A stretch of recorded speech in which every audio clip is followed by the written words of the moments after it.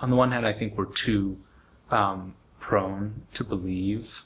Of course, we're more attuned to, mass atrocities and fascism and these things we've been taught are bad.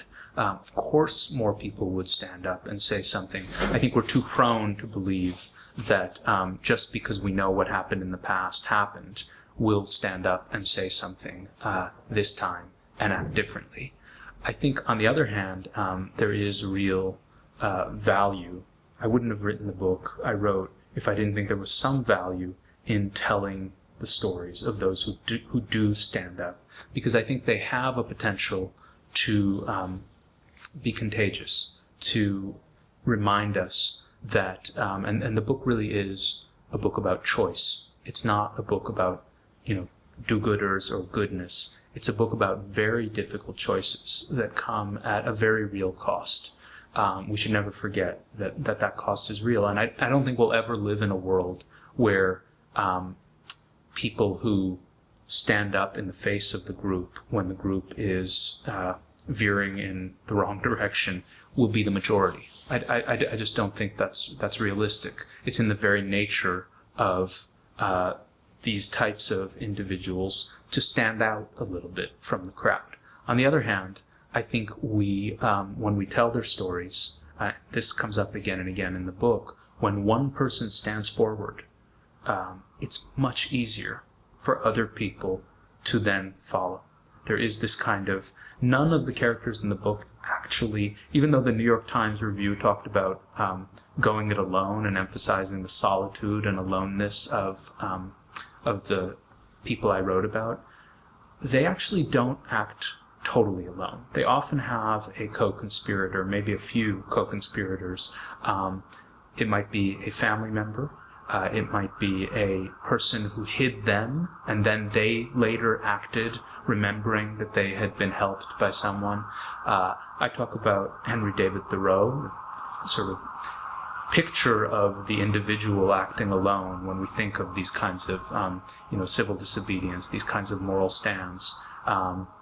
And Thoreau is sort of written about and seen as an individual who only acted because this was his moral compulsion. He didn't want to pay taxes.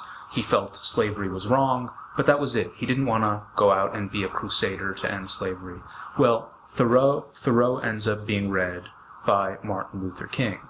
Martin Luther King is inspired by Thoreau's example, decides the same impulse should be acted on in the South during the era of segregation. I've since heard, by the way, that Thoreau also greatly influenced Gandhi.